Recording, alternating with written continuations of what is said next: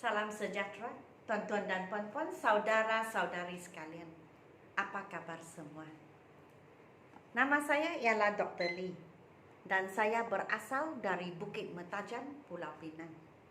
Sekarang saya tinggal di Kluang, Johor.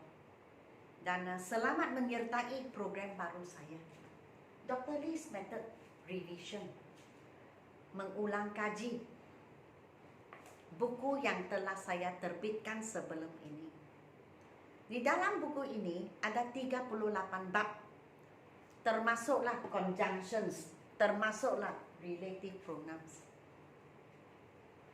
dan lain-lain lagi. Contohnya verbs, nouns, adjectives, adverbs, WH questions, positive and negative questions, prepositions, dan lain-lain lagi. Tenses, present tense, past tense. Dan oleh sebab ke-38 bab yang telah saya terbitkan dalam buku satu itu amat penting, yaitu 4 tiang rumah kita yang akan rebah atau roboh jikalau tidak kukuh.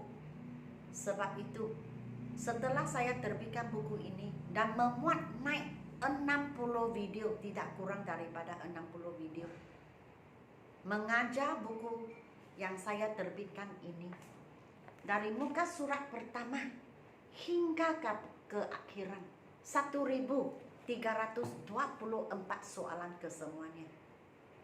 Maka saya buat keputusan, buat pusingan kedua, yaitu mengajar balik ke 38 bab yang terdapat dalam buku ini. Tetapi soalannya tidak sama. Jadi bagi orang yang telah membeli buku ini memang bertuah, bernasib baik sebab dapat membuat berjenis-jenis soalan tetapi topiknya sama. Maka dengan cara ini saya rasa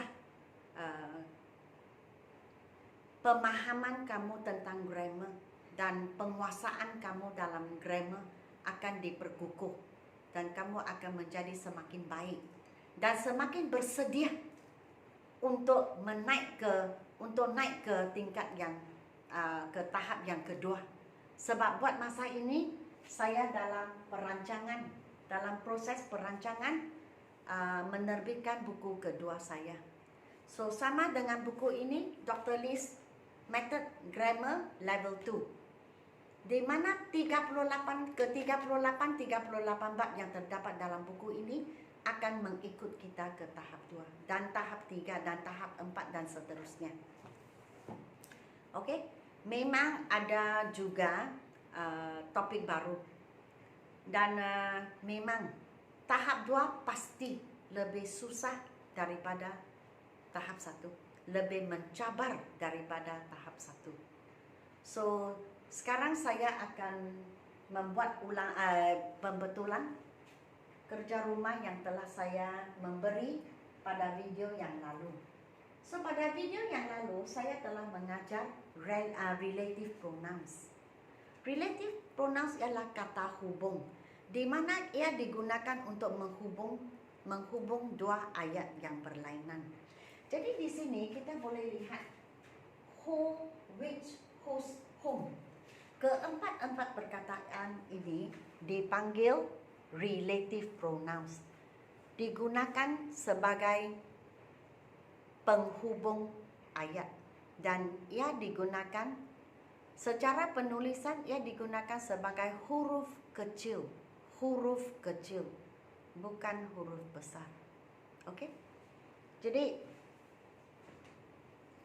tengok nombor 1. This is the boy, he helped me. Inilah budak lelaki, dia membantu saya.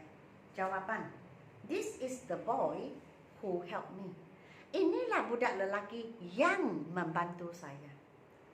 Perkataan yang dalam bahasa Melayu, English kita panggil who. So who digunakan untuk orang ini, boy. Okay? Who digunakan untuk orang. This is the cat, it ate the fish. Jawapan, This is the cat which ate the fish. So itulah kucing yang makan ikan itu. Yang which ini maksudnya yang. Which digunakan untuk benda dan binatang. Okay? He is the man, his son is a doctor. Dialah lelaki, anaknya seorang dokter. Kalau jawapan, he is the man whose son is a doctor. Dialah lelaki yang anaknya, yang punya anak seorang dokter. Yang punya itu dipanggil whose. Dan apabila kita tulis whose di jawapan, kita mesti buang. Kita mesti buang his, it, dan he. Sebab kita sudah gunakan pengganti. Oke? Di sini penggantinya ialah whose. Miss Tan is the teacher. I met her. Miss Tan lah guru. Saya berjumpa dengan dia. Miss Tan is the teacher whom I met. Miss Tan lah guru yang saya bertemu. Jadi yang whom itu yang. Tetapi kita gunakan whom untuk gabung dua orang yang berlainan. Nombor satu teacher, nombor dua saya. Dua orang yang berlainan. Kita gunakan yang. Her ialah teacher, jadi kita buang sebab kita sudah gunakan whom untuk mengganti. Okay? Mr. Tan is the manager. He interviewed me. Mr. Tan lah manager. Dia menemuduga saya. Jadi apabila kita gabung dua, Mr. Tan is the manager who interviewed me. Mr. Tan lah manager yang menemuduga saya. He buang sebab kita sudah gunakan who untuk menggantikan. Okey, dan manager masih kekal. Yang who itu bercerita manager, perkataan di hadapan. That is the cat. It fell into the drain. Jawapan, that is the cat which fell into the drain. Jadi itulah kucing yang jatuh ke dalam longkang. Itulah kucing yang terjatuh ke dalam longkang. Yang digunakan untuk benda dan binatang. Which digunakan untuk benda dan binatang. Dan kita buang he, it. Kita buang he. Sebab kita sudah gunakan which dan who untuk menggantikan. He is the student, his bag is lost. He is the student whose bag is lost. Dialah pelajar. Dia punya bag hilang. Dialah pelajar yang punya bag hilang. Jadi whose yang punya. Yang whose itu menggantikan his, dia punya. This is the hawker. I bought a drink from him. Inilah penjajah. Saya membeli minuman daripadanya. This is the hawker whom I bought a drink from. Inilah penjajah yang saya membeli minuman daripada. Yang him ini sudah digantikan oleh whom. Jadi kita tak payah sebut lagi. Jadi yang him itu kita mesti buang. Dan kita simpan full stop selepas from. Melvin is the person, he collected all the books. Melvin is the person who collected all the books. Melvin lah orang, dia memungut semua buku. Melvin lah orang yang memungut semua buku. Who menggantikan he. He itu mesti buang. So kita sudah ada who untuk menggantikannya, maka he itu tidak mau lagi. Okay? So ini dipanggil relative pronouns. Dan ini merupakan kerja rumah yang terakhir untuk bab relative pronouns. Untuk bab yang akan datang, untuk video yang akan datang, kita akan ke conjunctions, kata hubung. Conjunctions digunakan untuk menghubung dua ayat menjadi satu. Okey? Dan conjunctions kita boleh tengok di atas and, but, so, because of. Di sini ada 15 soalan. Jadi kerja kamu ialah cuba membuat. Dan video yang akan datang, saya akan membuat pembetulan dengan kamu semua. Kita akan bincang jawapan. Dan kamu boleh tengoklah sama ada betul. Kalau betul, bagus. Kalau salah, tidak apa. Okey? Tidak apa. Dan saya ingin memaklumkan kepada semua bahwa sekarang sedang berlangsung 3 kelas online. Hari Ahad, yaitu hari ini, saya telah menghabiskan kelas yang ketiga. Okey, sudah menghadiri 3 sesi SPM essay. Kelas menulis karangan, tahapnya SPM. Jadi tidak semestinya pelajar mengikuti. Sebenarnya kelas ini ada orang dewasa yang sedang bekerja. Mereka berfikir menulis karangan penting untuk mereka dalam kerja seharian, dalam menulis laporan ataupun email kepada bagi pihak syarikatnya. Pada hari Rabu yang akan datang ini, setiap hari Rabu saya ada 2 kelas online.